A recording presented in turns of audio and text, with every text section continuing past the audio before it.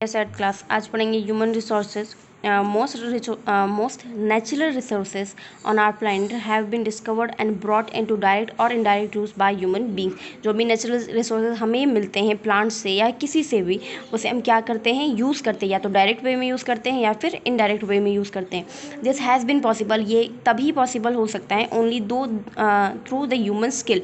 हम ये तभी पॉसिबल कर सकते हैं जब ह्यूमन्स के पास उस चीज़ को बना के रखने के लिए या उसे बनाने के लिए स्किल हो या नॉलेज हो उस चीज़ का। In its absence it would not have been possible to harness their resources. अगर ये नहीं होगा तो हम उसे प्रॉपर ढंग से यूज़ नहीं कर पाएंगे। The human beings are engaged in the exploitation and processing for natural resources.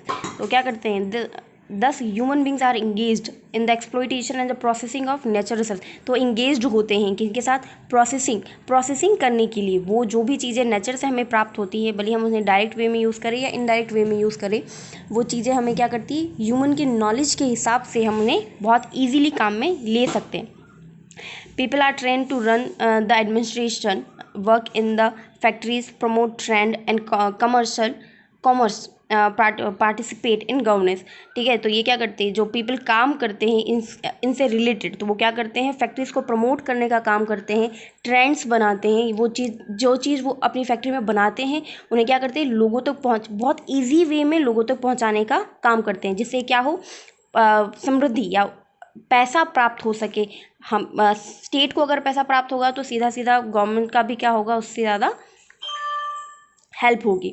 The human beings are involve a variety of the activities such as production. तो ह्यूमन्स क्या करते हैं, वो वेराइटी ऑफ एक्टिविटीज़ बनाते हैं जो प्रोडक्शन के लिए क्या करती हैं, हेल्पफुल होती है।